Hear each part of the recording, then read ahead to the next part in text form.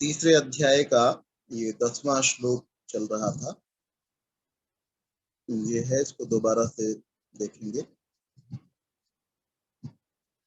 सह यज्ञाः प्रजाः सृष्ट्वा पुरोवाच प्रजापतिः अनेन प्रसविष्यद्भ मेषवोस्त्विष्टकामधुक्। सह यज्ञाः प्रजाः सृष्ट्वा पुरोवाच प्रजापतिः अनेन प्रसविष्यद्भ मेषवोस्त्विष्टकामधुक्। पूरा का अभिप्राय है पहले, प्रजापति ही, प्रजापति ने, परमेश्वर ने प्रजाओं को यज्ञ सहित बनाया। प्रजाः सह यज्ञाः सृष्ट्वा, यज्ञ सहित बनाया। यज्ञ सहित बनाया अर्थात यज्ञीय भावना को भी उनके अंदर डाला। यज्ञीय भावना का अभिप्राय बताया गया था। एक अभिप्राय है यज्ञ का देना, दूसरा है मिल करके कार्य करना, संगतिकरण।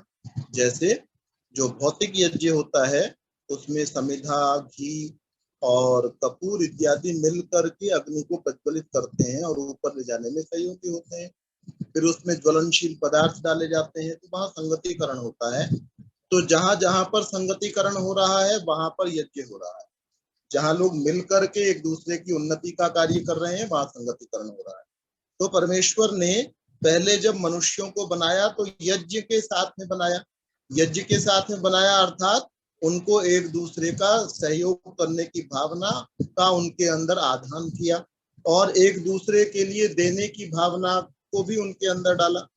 और उसके बाद में क्या कहा, अनेना प्रसविष्यद्भम। इस यज्ञीय भावना के साथ में तुम लाभ करो। प्रसव होता है कि माता पिता की संतान होती है, युवक युवती की संतान होती है, तो उसको क्या कहते हैं, प्रसव हो गया, और वो वृद्धि हो जाती है। तो प्रसव का अभिप्राय ये कह सकते हैं, परिवार में वृद्धि कहते हैं ना उसको, कि पहले 2 सदस्य थे अब 3 हो गए, या 5 थे और 6 हो गए।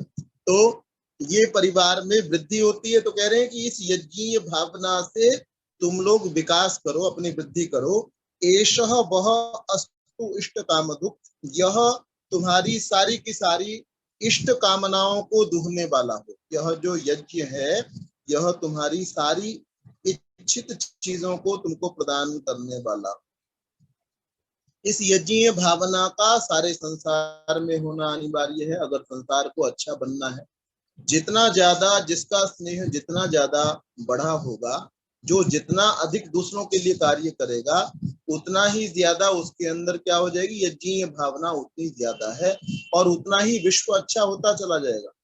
इस यज्ञीय भावना से युक्त संसार में जितने अधिक व्यक्ति होंगे उतना ये विश्व अच्छा हो जाएगा, और जितने कम व्यक्ति होंगे, कम व्यक्ति यज्ञीय भावना से युक्त होंगे अर्थात जितने ज्यादा से ज्यादा लोग स्वार्थी होंगे, अपने लिए ही केवल सोचते होंगे, उतना ज्यादा संसार जो है उसका अहित हो जाएगा।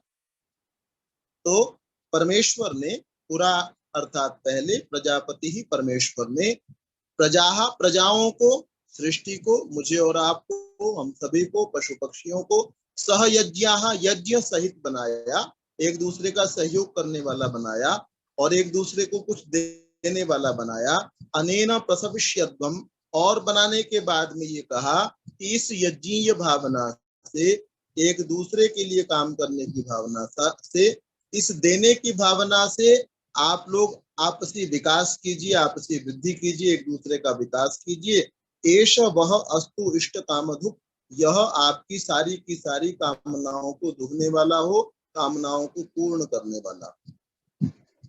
एक कथा जो है वो खूब सुनी जाती है कि मनुष्य जब स्वार्थी होता है और जब परार्थी होता है, जब दूसरे के बारे में सोचता है तो सबका हित हो जाता है, अपना हित उसका सिद्ध हो जाता है। जब मैं दूसरे के विषय में सोचता हूँ तो दूसरे के बारे में सोचने से ही मेरा अपना हित भी हो जाता है। तो क्या कहानी है कि एक देवताओं की और असुरों की कहानी लिखी है। इस बात को समझाने के लिए, यज्ञीय भावना को समझाने के लिए, दूसरे के लिए कार्य करने के लिए और स्वार्थी व्यक्तियों में अंतर दिखाने के लिए। तो देव और असुर दो अलग अलग कमरों के अंदर थे और उन दोनों के पास में बहुत सारे लड्डू रख दिए गए।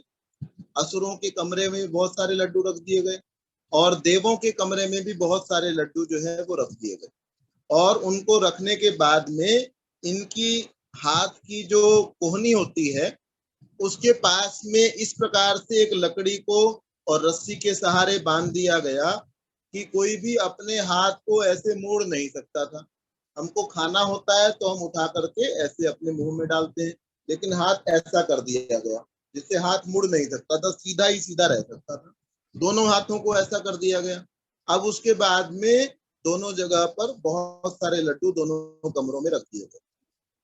अब हाथ मुड़ता नहीं है और कहा गया भूख लगे तो आप खा लीजिएगा, और दोनों को बाहर से बंद कर दिया गया। तो असुरों ने तो क्या किया, क्योंकि असुर जो है वो स्वार्थी होते हैं, उन्होंने क्या किया, राक्षसों ने क्या किया, लड्डुओं को उठाया और आसमान में उछालने लगे, जोर जोर से आसमान में उछालने लगे और लड्डू के नीचे आने का, मुंह को लड्डू के नीचे लाने का प्रयास करते थे, लेकिन एक दूसरे को टकराते रहते थे और कोई भी लड्डू को ठीक से खा नहीं पाए। बहुत सारे लड्डू नीचे जमीन पर गिर करके मिट्टी में मिल गए। असुरों ने तो ऐसा किया और सुरों ने क्या किया, देवताओं ने क्या किया, वो एक दूसरे के सामने बैठ गए और एक ने लड्डू उठाया सामने वाले के मुंह में डाल दिया। हाथ सीधा ही तो था ना, तो सीधा था तो सामने वाले के मुंह में तो जा सकता था। दूसरे ने लड्डू उठाया, उसके सामने जो बैठा हुआ था इसके मुंह में डाल दिया। तो आमने सामने दो दो बैठ गए और एक दूसरे को प्रेम पूर्वक खिलाते रहे। खिला तो एक दूसरे को रहे थे, लेकिन सबका अपना अपना पेट भी भर गया। तो ये यज्ञीय भावना का कमाल है कि जितनी ज्यादा आपके अंदर दूसरों के लिए हित चिंतन की भावना होगी, जो लोग दूसरों के हित का कार्य करते रहते हैं, लगातार उसमें संलग्न रहते हैं दूसरों के हित में, उनके अपने काम किस प्रकार से निकल जाते हैं, सिद्ध हो जाते हैं, ये पता भी नहीं चलता। तो परमेश्वर ने सबको यज्ञीय भावना से हम सबको युक्त बनाया है। ये यज्ञीय भावना हमारे अंदर होनी चाहिए और हमको उसका दूसरों के अंदर भी आधान करने का प्रयास करना चाहिए।